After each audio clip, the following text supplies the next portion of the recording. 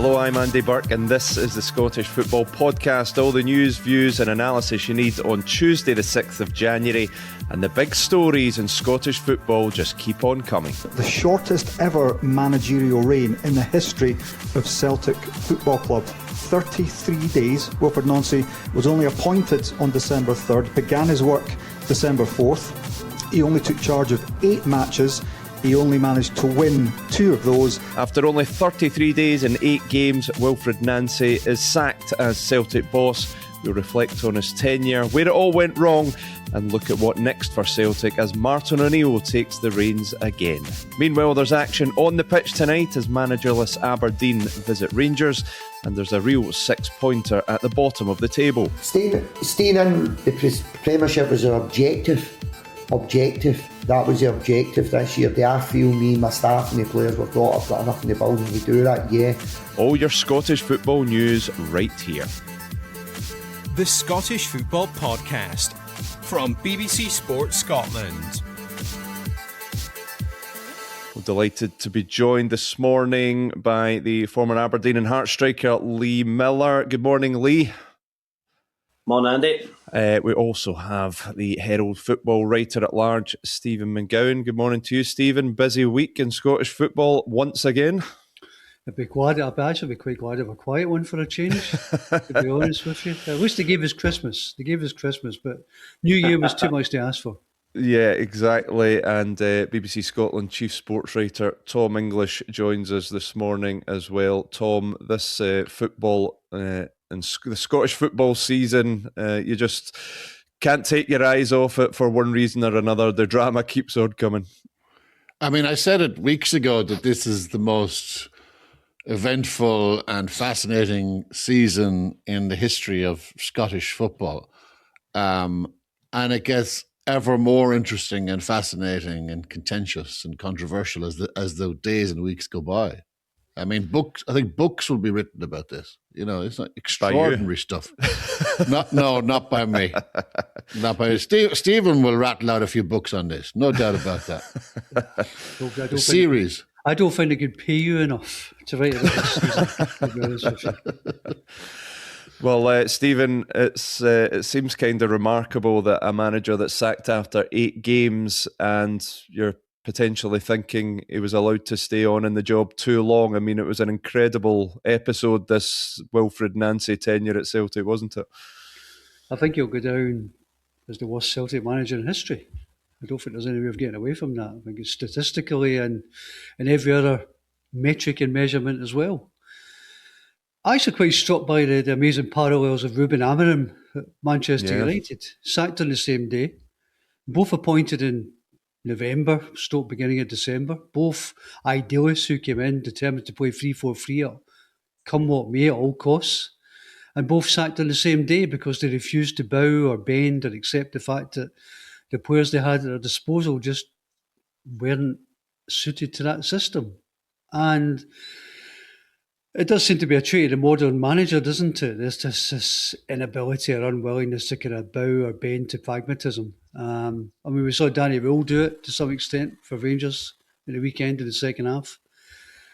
And it's just something that Wilfried Nancy refused to do. And ultimately, be it Nancy, be it Amorim, you have to look at the people who are running the operation who appointed them in the first place and who thought it was a good idea to bring in such idealistic managers in November. Because, you know, be it through timing, be it through personnel, whatever, it was never destined to work. It was craziness. Yeah, and Tom, I think from almost minute one, that was the fear with Wilfried Nancy, that he was ill-suited to this job, and nothing we saw from the 7 games that followed his first defeat to Hearts lent any credibility to that he was the right man for Celtic. Yeah, absolutely. And what I would like to know, and probably what we won't know, because Celtic hierarchy don't explain much, if anything, is did they know that Wilfried Nancy was this kind of ideologue? Did they know that he would not change his tactics, his formation, his shape for anything? And if they did know that, why did they press ahead with it? Because you cannot be so rigid nowadays in management. You just can't be. And if you are, you're not going to last very long. So did they know exactly what he was going to be, what he was going to be like? And if they did know that, and if he did tell them, it's my way or the highway, I will not change for anything, why do they appoint him? Why do they appoint him at all, in fact? you know what I mean? Because there's scant evidence. You'd love to be flying the ball at that interview, Tom, wouldn't you? Oh. You'd love to be. Oh. Really. But he must have interviewed well. He must have. Because they wouldn't have just bypassed that. I don't know. Did they say, yeah, I can play this formation, that formation? I don't know. And that does kind of bring us, Lee, to the other part of this story, which is the removal of Paul Tisdale as well. Now, Paul Tisdale, Celtic Centre of Football Operations, another appointment which is utterly baffling, which really didn't make any sense based on his CV, was credited, in inverted commas, with pushing Wilfried Nancy hard. So not only did he have a terrible summer transfer window in last January as well, but he also recommended a manager who was patently unsuited to the job. So he's had a good run at it. And I think just as important as the removal of Wilfried Nancy for Celtic's future is the removal of Paul Tisdale. Lee, I want to ask you, as a former player, there was a couple of things about Wilfried Nancy that kind of struck me during his tenure. And one of them was this notion of bringing Callum McGregor in particular, but other players to the sideline kind of regularly in games and showing them the tactics board. And, you know, tactics board, notepad, whatever it is, managers have their own tools and that's fine. But it was the level of in-game coaching. And it occurred to me, particularly in the League Cup final, does a player of Callum McGregor's experience need to be coached through a game to that extent? I mean, the managers that you worked under, did you have any experience of that kind of thing? Is that the kind of thing that you liked, that level of input from the touchline in a game, or should you be ready to go and know what you're doing before the game and not really need that? I think most managers, all due respect, most managers will have, but I suppose Wilfried Nancy didn't have a few different ways to play. Most managers I played under had a certain style or had a certain formation they wanted to play, but they worked on it in training. See if it goes wrong, this is what we're going to do. All fairness to Wilfried Nancy, he never had that time before the first game. I think was it, I can't remember what game it was, but Cal McGregor came over maybe 7 times to the bench to look at that tactics board. Wilfried Nancy never had that time before to do his prep for the games in such detail. So maybe that was why he done it. But it was glaringly obvious that it was very amateurish, I thought, in my opinion. Don't get me wrong, if he gets the result, then everybody's like, oh, brilliant, he's a genius kind of thing. But I don't think, maybe as your captain you would take over and he would organise it. But I think shouting on for the side's probably a bit, not bringing him over every single time, because Cal McGregor's probably thinking, got to go here again, it's only a small tweak and it's moving this marker, that marker. I think it looked very amateurish from my point of view. And from the first game, from that Hearts game, he acted and sounded like a man who thought he had time. That quote about after Hearts is not about winning and losing. So that's a quote of a guy who's either imagined that he has time to rebuild in the job or was told he was going to get time and patience to rebuild in the job. I don't know which it was, but it was very curious. The other thing as well, Tom, I think, and I know the words, in fairness to Wilfried Nancy, are not going to be heard very often now, but he didn't have a goal-scoring striker. I think if you take that Celtic team and you put Cameron Carter-Vickers into it, if you put Alistair Johnston into it, if you put a fully fit Ian Atchell into it, or another striker that they should have signed in the summer, I think he may have had more of a chance. So, apart from anything else, he wasn't a lucky Celtic manager, but again, sometimes that's just the way it goes. He wasn't. He wasn't. But I go back to that quote. It's not about winning and losing, and a few other quotes that he's come out, which just reflected a guy who was in the wrong movie, who didn't know the landscape that he was now in. Now, maybe he was given this advice. Maybe he was told there are a number of things here, Wilfried, that you can't say in this city, and it's not about winning and losing as top of the list. Maybe somebody told him that. But if they did, he hasn't listened. And if they had, and if they didn't tell him that in very blunt terms, why not? Because something has gone badly awry there, because this manager clearly believed he had time, he was going to get patience to rebuild to whatever he was building towards, whatever vision that he claimed he could see but nobody else could see. It's an awful lot of contradictions and confusion still now that he's gone, but it's still relevant to what's left behind, because there's people on that board who ratified Paul Tisdale's advice that this guy was their guy, and clearly it was a disastrous appointment. And once again, I think if you look at the statements, Tom, when they were announcing Martin O'Neill last night, there's no sign of contrition. There's no sign of anyone saying, we got this wrong, we hold our hands up, we will learn from this. They expressed disappointment.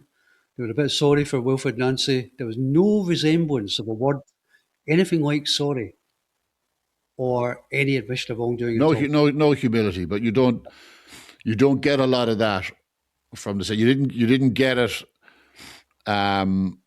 after Brendan Rodgers left. What you got was Dermot Desmond taking out the flamethrower and blaming Brendan Rodgers, and then subsequently his son blaming fans for everything that's gone wrong. Like no looking in the mirror here and say, look, you know what? I mean, there was a little bit of contrition, small bit of contrition from Michael Nicholson, but really you need a whole lot more from the Celtic board. Yeah, and I think Martin O'Neill has got a big job in his hands, Lee, to unite this club again, and he's certainly the one figure that might be able to do that, as we saw in his first interim spell, which interestingly lasted longer than Wilfried Nancy's spell as permanent manager. So just an indication of how things are going at Celtic at the moment. But what must Martin O'Neill be thinking right now? He said how the first interim spell came out the blue. I don't think he would have been expecting a second stab at it so soon, but what does he need to do to turn this around and steady the ship? Do you know what I find interesting, and I wonder if it happened? See, when Martin O'Neill was in charge, I wonder if he was given the option to take the Hearts-Roma Cup final, or Wilfried Nancy went, no, you're getting me and I'm coming in just now because I want these games. Because I'm pretty sure, I'm not 100% confident, but I'm pretty sure he would have done a bit better than Nancy. Obviously, hindsight's a marvellous thing, right? Totally get it. But would Martin O'Neill have wanted those 3 games, then put Wilfried Nancy in place? I don't know. It's an interesting one. I'd like to find out the answer to that, because they were enjoying themselves. Him, Martin O'Neill, Sean Maloney, Mark Thorningham, they were enjoying themselves, and you could see it reflected in the players. And the players had a real spring in their step. Don't get me wrong, the performances weren't amazing, but they get back to basics, they won games, and it looked as if the players were playing with a smile on their face, which is really important for a player's point of view. Getting an arm round you, being loved, and actually getting success on the pitch, it makes a difference. There'll be a few players in there delighted to see Martin O'Neill back. Delighted. Well, the interesting thing now, Stephen, as you say, Paul Tisdale also gone now, the guy who ostensibly would be in charge of identifying and signing players. He's gone. Martin O'Neill comes in. Clearly this squad needs surgery in this transfer window. How much are you backing a guy that you've appointed until the end of the season in terms of permanent signings? When you know there might be a guy coming in the summer who's got a different idea of what the team should look like. Will Celtic look at the loan market? I mean, it seems a really tricky situation right now in terms of Celtic's January business. I think they will look at the loan market. Fairly certain of it, in fact. Look, I mean, they may do deals like Ivorian winger Jocelyn T-Ba, is it? But I mean, I think primarily they've already made one loan signing. They'll make a few more, because that's the logical thing to do. I think Sean Maloney will take hold of recruitment and overseeing that with the scouting team, which have just beefed up with a scout from Chelsea. But I think it would make sense to dip into the loan market, get a couple of strikers in, first choice of backup. Certainly a right winger coming in from Uruguay, it looks like. So That's perfectly logical, because the real scouting will begin on February 1st, when they start looking toward the summer, when they start making plans for a new manager. It's a complicated jigsaw. There's a lot of things have to fall into place here, but that's a self-inflicted situation. They made that for themselves. They've dug a hole. Now they're going to have to fill it. They will have a list, presumably, but it'll be Paul Tisdale's list, and presumably, and are you going to work off a list constructed by a guy who's just got out the door? I mean, you guys like, scouts like Mark Cooper and so on in there, Tom, who've been working away in the background. I mean, I think Paul Tisdale was pretty much shoved into a cupboard anyway before his dismissal. I don't think he was ever going to be overseeing this January window. I think Sean Maloney was always going to be the man, and I think that will be apparent in the coming weeks that he is going to oversee this situation. Yeah, and Lee, I mean, I think our striker is quite obviously an area that Celtic need to address, but anywhere else in that team you think they really need to beef that up if they're to go and win this league? Yeah, I think Stephen's touched on it. The striker's one of the most important. I felt sorry for Kenny, I did, because I've watched him a good few times over the season. He's not a Celtic number 9. He's not a player that's going to play week in, week out. He's a good backup. He's a good one to throw on. But he's been unlucky in a few games that I've watched him. His movement can be good. He's unlucky against Rangers with a few strikes. But ultimately, he's not a first choice striker. Kyogo going and big Irish boy going, they never replaced it. They never replaced the striker position. I also think goalkeeping situations a real bizarre one for me. I don't understand why the backup goalie doesn't get a chance, because Kasper Schmeichel for me he's cost a lot of goals this season, a lot of goals. Because you look at the Old Firm game I watched at the weekend, Jack Butland for me was fault for the goal, but see after that he made some incredible saves to keep Rangers in the game. That's the difference. And I think Kasper Schmeichel is making too many mistakes. You've seen in the cup final last season. Well, Tom, Martin O'Neill's got the chance to write quite an incredible chapter in his and Celtic's story if he can steady this ship and get them moving in the right direction. The league is still very much there to be won. Hearts going along so well, as we know. Rangers now part of the conversation, which is incredible given their start to the season under Russell Martin. But if Martin O'Neill can go and win another league title, then it might just be the sweetest one he's ever won. It might be, yeah. I mean, you're definitely into statue territory at that point, aren't you? And I think they already have 4 players, if they can get games into them before the end of the season, that will make Celtic, under Martin O'Neill, a much better side. And Stephen mentioned them earlier on. Carter Vickers, Alistair Johnston, who's been a massive loss in so many ways, Iheanacho and Jota. If they can get like Jota gives you the X factor, which this team clearly does not have. To get him back, that's a big if, get him back to the way he was with Celtic in the first spell. Carter Vickers' leadership, Alistair Johnston in everything that he does. I would say he's an underrated player at Celtic because everyone knows what he is. But his influence, his leadership, everything about him, he's a huge loss to them. And Iheanacho, he's a experienced striker, but they need more. They need more X factor, they need more leaders, they need more centre halves in case Carter Vickers doesn't get that run of games into him. But I think O'Neill should make it better. But he needs new players as well. He needs those guys back, and he needs new players. Because we all remember his recent spell and won every game domestically, but some of those games were desperate grinds. And he got them through because he's Martin O'Neill and because the team were playing hard for him. But he's now got more of those games coming up to the end of the season. And I don't think you can rely on Martin O'Neill just being Martin O'Neill and everything will be fine. He needs a cavalry here. So he needs these players who are not fit to get back into the team. And he needs new players, new energy, new threat. And if he doesn't get them, I think not even Martin O'Neill, one as great as Martin O'Neill, is going to pull this off. I think there's got to be great reservations about his ability to do that unless Celtic get their transfer business right, which they haven't done for a while. Every game they play now without a goal-scoring centre forward feels like a real uphill struggle. And you're at the point now where if they don't get one in before even Dundee United at the weekend, people are going to be asking questions. I know January is a really tough window, but that's hampered them so much. And it's reflective and damning of their transfer activity in general. Yeah, it's a difficult window, but they have to get that done because they are playing with a hand behind their back. And it really damaged Wilfried Nancy.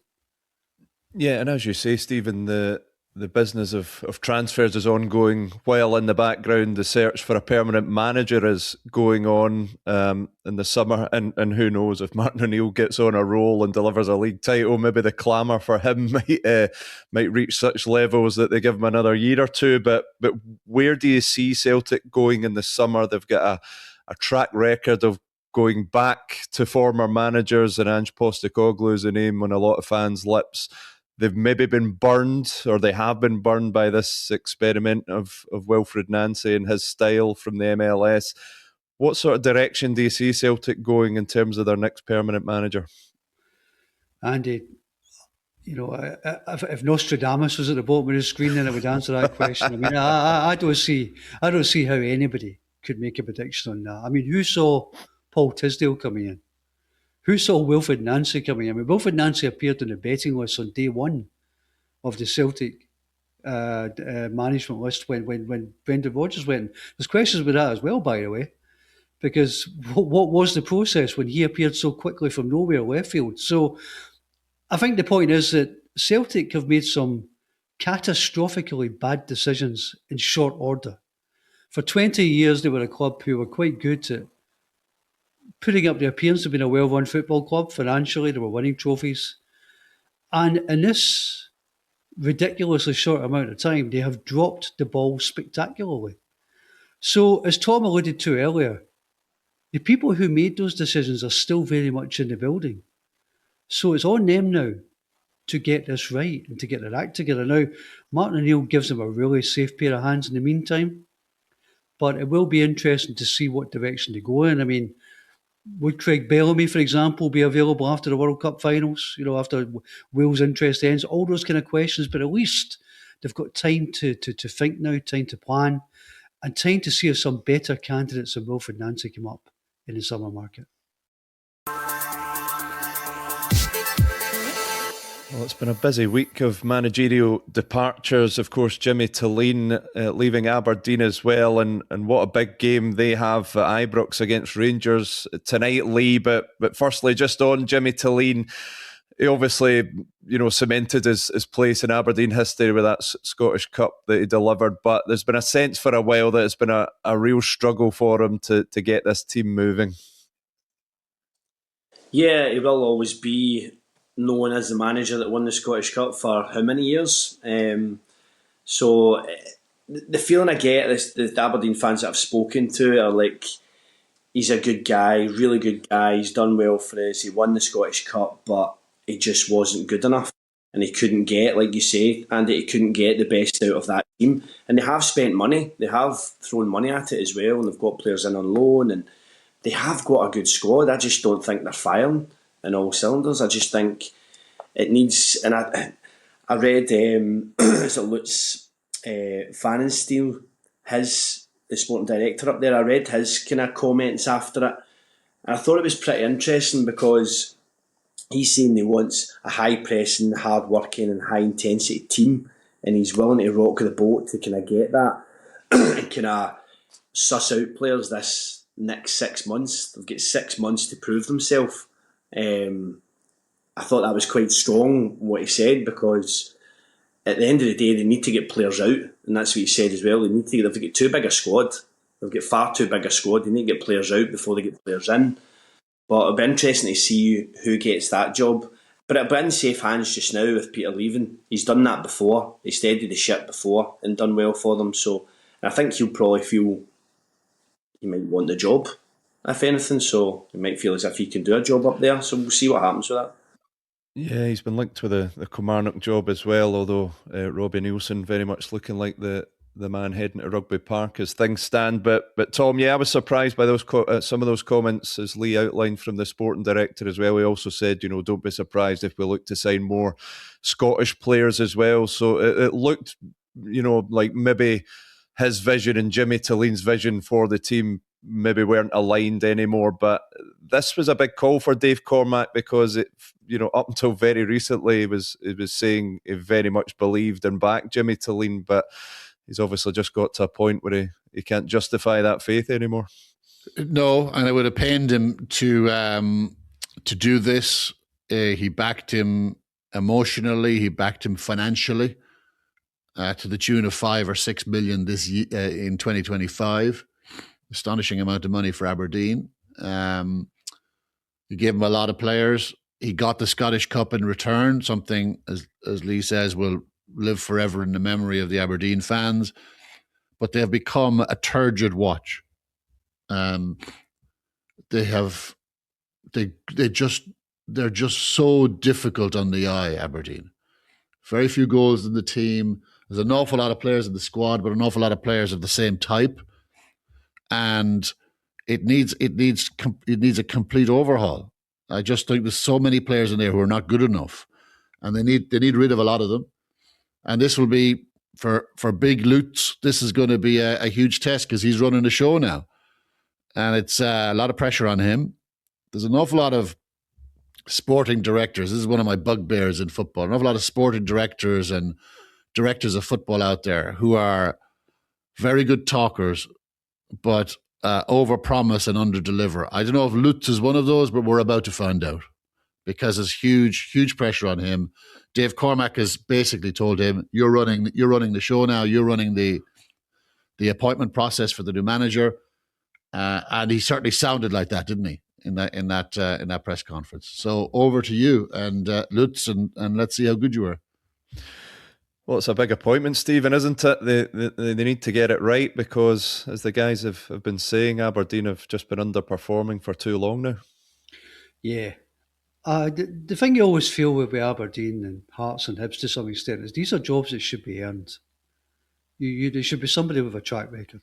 It's not a job for somebody with an L point. And I don't think it will be. Sometimes you get a sporting director, he brings in a younger, inexperienced head coach. I don't think that will be the case here. I think there are people who will ensure that's not the case. I think it will need to be somebody who has earned their spurs, as it were. Some obvious candidates. People think they should be going straight to Motherwell, getting Jens Bertel Askew. Would he feel that he could maybe get something a bit better paid and a bit bigger if he hangs on a bit longer and keeps doing what he's doing at Motherwell? Possibly. Stephen Robinson would be an obvious one, wouldn't he? 3 top 6 finishes, won a League Cup with St Mirren. But the one thing, when you bring in Big Lutz, as Tom calls him, then you're hoping that he will have quite a broad canvas, that he'll have ideas on people out there that maybe no one's really thought of. The question then will be, do they go left field the way they did with Jimmy Tillene? They had their eyes on him for quite a while. All of this to be resolved and more. Funny, Tom was saying there's a lot of sporting directors who say too much, overpromise. One of my bugbears is that too many of them don't say anything at all. It's always left to the first team manager. And the sporting director sits in the background with a big car and the cushy number, not really exposing himself to any scrutiny at all. Stroke Paul Tisdale. So, I think it's good that Lutz Van Steele has put his head above the parapet. As Tom says, let's see if he delivers on his promises now. I think when I say that they're fast talkers in relieving owners of football clubs of their money. They don't. a lot of them don't say you're right. A lot of them don't have a public profile, but behind the scenes, wow, they're impressive. As a Celtic and Rangers are like magnets for these guys, and they've come and gone, and each one has cost Celtic and Rangers an awful lot of money in recent years. Yeah, slick talkers. I'm surprised you've not been offered a gig at one of the big two by now, Tom. Well, look, I can't on here. I can't divulge private negotiations. Surely only a matter of time. Surely. I say, you'll have to talk to my people, who won't talk to you, by the way. Well, Lee, let's talk about this game at Ibrox tonight. Aberdeen and Rangers back-to-back meetings coming up, but Big game for both. Aberdeen, obviously, without a manager, but Rangers, obviously, great win at Parkhead. They want to keep this momentum going, and they can only really do that with a win tonight. So a lot on the line at Ibrox. Yeah, of course. I listened to a little bit of John Souttar's interview, and he said exactly what he should have said in terms of if they don't win this game against Aberdeen, the win against Celtic means nothing, really. And I think he spoke really well. They've got the chance to leapfrog Celtic as well, and no bigger incentive than that. And I think Danny Rowe's done a tremendous job there. He really has. He's got the players playing well, and I think looking at the game at the weekend against Celtic, he tweaked it within. I think you can tell a lot from a manager when he does the on-field things, tweaks it, whether it's at half-time, whether it's during the game. But he tweaks it and the players know exactly what they're doing. You could see that. Happened, and I think he's on the momentum side of things. I think he'll want to kick on. I think they will win comfortably tonight against Aberdeen, I do. It's amazing, Stephen, as we touched on earlier, given the absolute chaos at Rangers at the start of the season, if you had told them that they would be right in the thick of a title race at this stage, I don't think even the most optimistic of Rangers fans would have believed you, but here they are. And again, if they can get their act together, get a few signings in January, then they've got a right good chance. Yeah, it's a worst start to the season since 78, 79, I think it was. But now they've taken 29 of the last 36 points. I mean, I suppose it depends whether you look at it through a glass half empty or a glass half full. If you're a glass half empty guy, you look at the first half performance and say this is still not a great Rangers team. If you're a glass half full guy, you look at it and say, well, as Lee says there, Danny Rowe took off Asgard, put on Diomande, went with a kind of straight middle three and changed the game and choked the midfield. And he was pragmatic. He's dragging performances out of them. But Rangers are very like Celtic in this regard, and so much is going to come down to the recruitment in January. They've got to get things right. They probably need a number 6 if Joe Rothwell goes out the door. They'll need probably attacking reinforcements because they're still not taking enough chances despite Chamiti finally coming good. I think they'll want a left back as well. So they're both going to have to get this right. But and I think I heard Tom saying this the other day, much as I'm loath to admit that I listen to anything he says, but Hearts are already ahead of the game because, they've already signed a full-back, Altena. They've got hopefully the Kazakhstan winger who's been coming in for months, finally coming in. So they're not going to stand still either. So I think Hearts are still in the driving seat, but Rangers are certainly getting the wind at the back now. Yeah, it's interesting that, Tom, isn't it, that Celtic and Rangers are looking at some serious surgery in January, whereas Hearts are maybe just looking at tweaks here and there. All signs would point to Hearts being in the box seat, but they're the one team that's not been over the course before. Well, Rangers, I suppose, have not been over the course too many times in terms of winning the title lately, but it just all adds to this fascinating title race, doesn't it? It does, and Motherwell might not win the league, but they could damage others who have pretensions of winning the league because they're good enough, and we've seen it and they've proven it. So I think Hearts have what Celtic don't have, and that's stability. They have certainty. They're all pointing in the right direction. They're all together, clearly. Rangers are getting there under Danny Rule.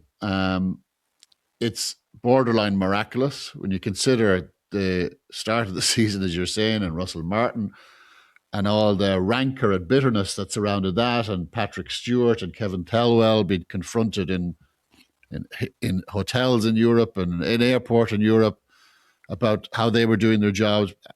There was anger and there was fury around that club.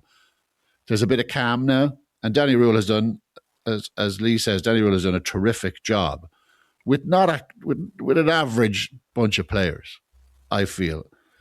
And it just shows up that, Danny Rule changed things at halftime in the Old Firm derby and Rangers ran away with it in the end. It just shows you how poor Wilfried Nancy was.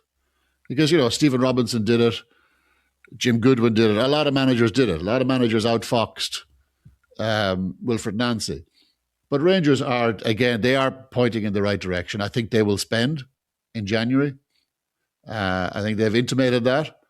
So it's going to be very interesting. The whole thing, the four of those clubs, very, very interesting. And then you've got Hibs, who I think who have the capacity to damage teams as well. So it's compelling. Compelling is the word. We better sign off with the big game at the bottom, Stephen, because it is a massive game. Livingston hosting St Mirren, and talk about two teams that could be using 3 points tonight. This is a really, really important one. Well, St Mirren have been dragged into it, haven't they? Yeah. I mean, Stephen Robinson, to be fair to him, always said he thought they were in a relegation battle, and most people kind of looked and said, no, you're not. No, you're not. But actually, look at the league table now. Okay, they've got games in hand. They've got 2 in hand to Dundee, but Dundee are winning now. They've won 3 in a row. The best prospect, I think, or hope for Dundee and St Mirren is that Kilmarnock and Livingston are in danger of being cut adrift. I mean, Livingston in particular haven't won since the second weekend of the season, second game of the season. So they've got a real problem. And you always expect David Martindale to dig it out by hook or by crook, but my God, he's got his work cut out here. I think just getting the game on in the first place, isn't it? Because I don't think the pitch is in great nick. Pitch inspection at 10:30 this morning, so we wait to see if that goes ahead, Tom. But that is a game with a lot riding on it. Absolutely. And I hesitate to say that St Mirren are too good to stay in trouble because, we've said that about a few teams over the years. But I think with the games in hand, with the players that they have, I cannot see them being in that position, that perilous situation for very long. I would be amazed if they were. I think it's the bottom two. They can't get a win for love or money. I think they're going to separate themselves emphatically from the rest of the table. And I think it's going to slug it out. And that's going to have a kind of grisly fascination as well, because there's, you go down into the championship, into that league, that's dog eat dog down there. There's no guarantees you're coming back out of that straight away. So the stakes are huge for both of those clubs. Yeah, massive game this evening. Well, that's just about all we have time for. Many thanks to Stephen, Tom and Lee, and thanks to you for listening. Remember, we're here with new episodes of the Scottish Football Podcast bright and early every day, so to make sure you don't miss out, subscribe on BBC Sounds and have push notifications turned on your phone. But for now, from Stephen, from Tom, from Lee and from me, thanks for listening.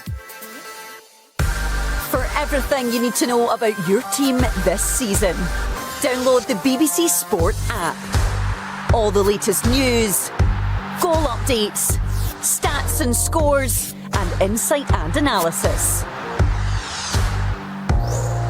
Just select your club to get the biggest stories and best content at your fingertips. What a result. Download the BBC Sport app for everything you need to know about your team this season.